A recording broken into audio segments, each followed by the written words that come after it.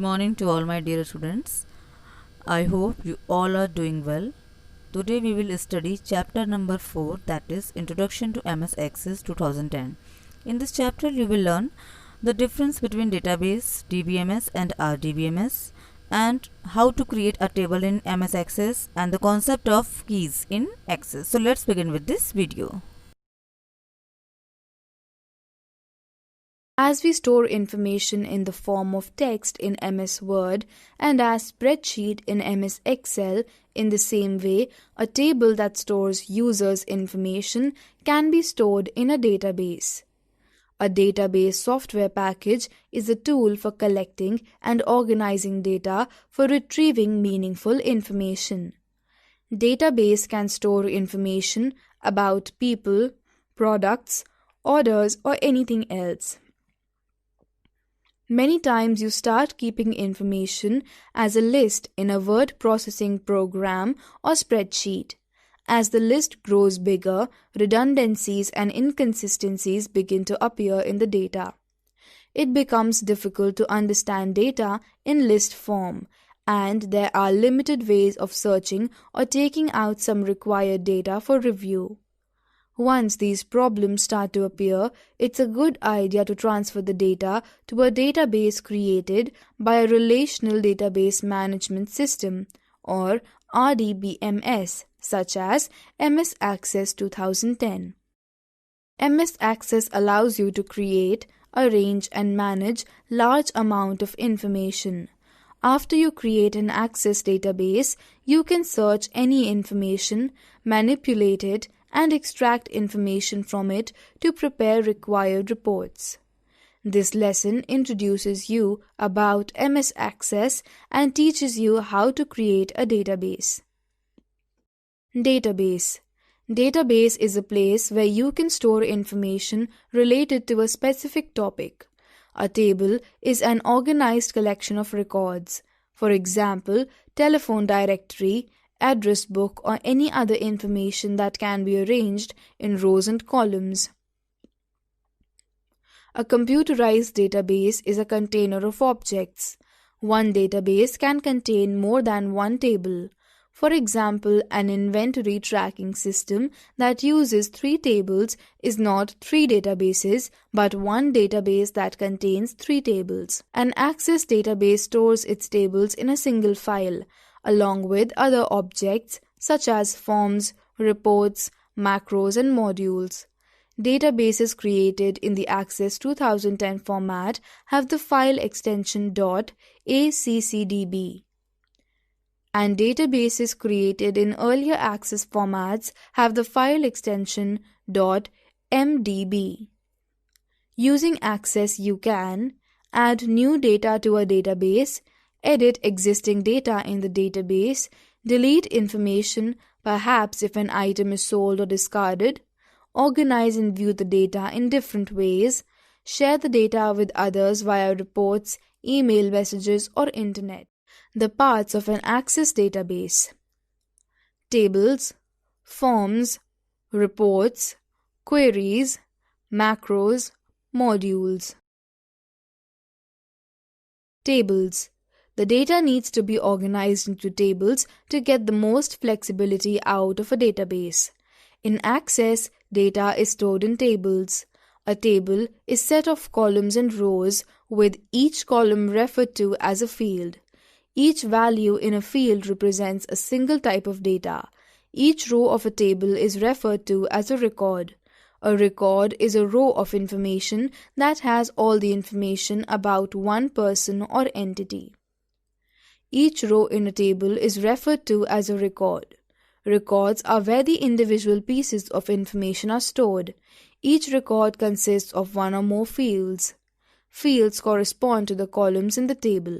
For example, you might have a table named Employees where each record or row contains information about a different employee, and each field or column contains a different type of information, such as first name, last name, address, and so on.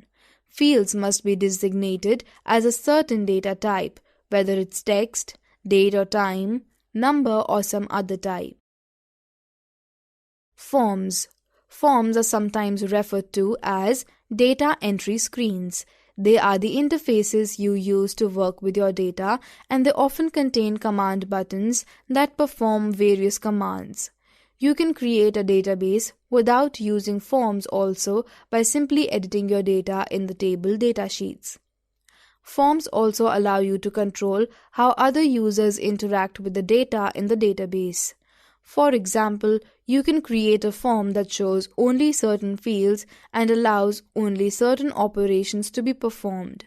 This helps protect data and to ensure that the data is entered properly. Reports. Reports are used to summarize and present data in the tables. A report usually answers a specific question, such as how much money did we receive from each customer this year, or what cities are our customers located in. Each report can be formatted to present the information in the most readable way. A report can be run at any time and will always reflect the current data in the database. Reports are generally formatted to be printed out, but they can also be viewed on the screen, exported to another program, or sent as an email message. Database keys. Keys are a very important part of the structure of a table and a key part of a relational database. They ensure each record within a table can be uniquely identified by one field or a combination of fields within the table. Keys enforce integrity among the tables and also help identify the relationship between tables. There are many kinds of keys. Here we are discussing the most important two.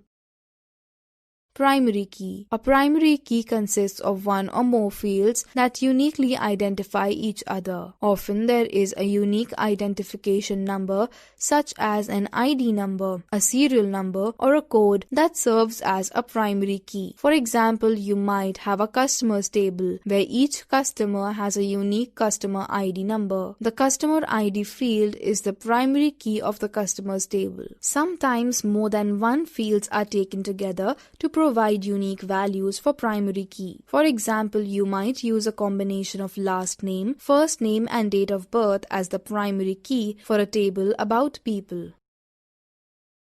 Foreign key. A foreign key is generally a primary key from one table that appears as a field in another, where the first table has a relationship to the second. A foreign key contains values that correspond to values in the primary key of another table. For example, you might have an orders table in which each order has a customer ID number that corresponds to a record in a customers table having a field ID as a primary key. The customer ID field is a foreign key of the orders table. The correspondence of values between key fields forms the basis of a table relationship.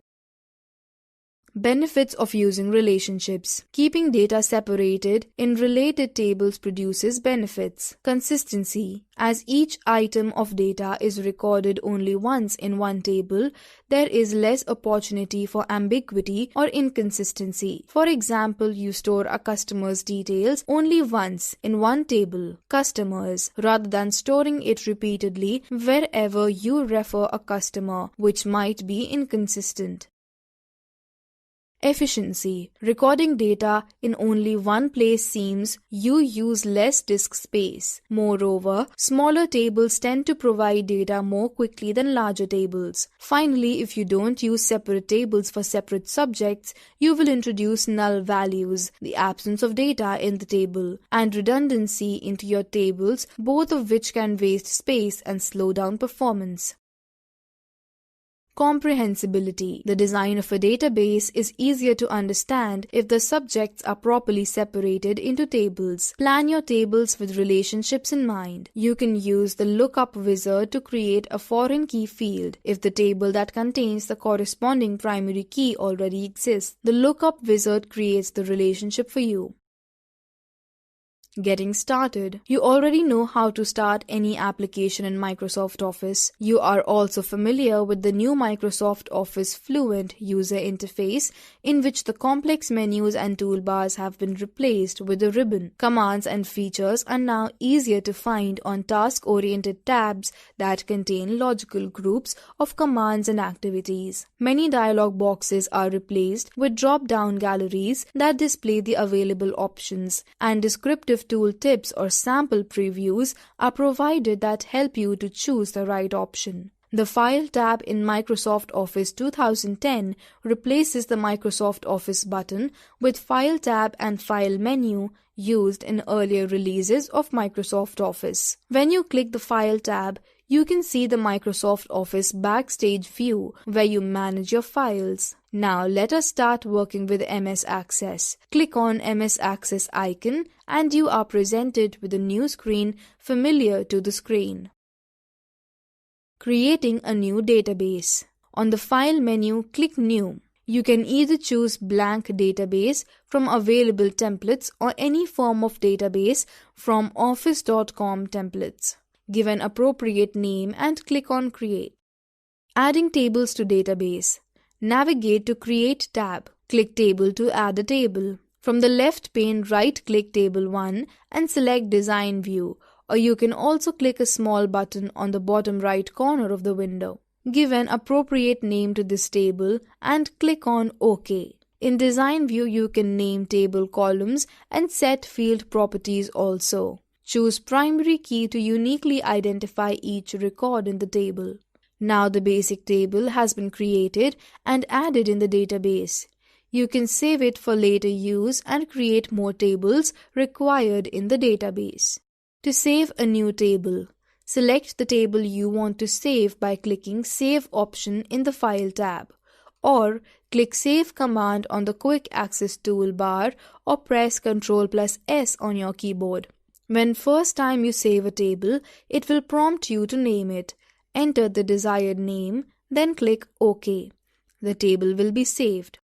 Adding records and entering data. To start filling tables, switch to Datasheet view by clicking the small button on the bottom right of the window. You will see the columns created in Design View and constraints applied. Simply begin typing in the row below your last added record. Entering information in Datasheet view is designed to be very similar to working in a Microsoft Office Excel worksheet. The table structure is created while you enter the data. Anytime you can add a new column to the table, a new field is defined. Access automatically sets each field's data type based on the data you enter. Sometimes while entering data into a record, a window pops up and telling you the data you have entered is invalid. This means the field has a validation rule about the type of data that can appear in that field. Click OK and re-enter data following the instructions in the pop-up window. Caution: saving early at small intervals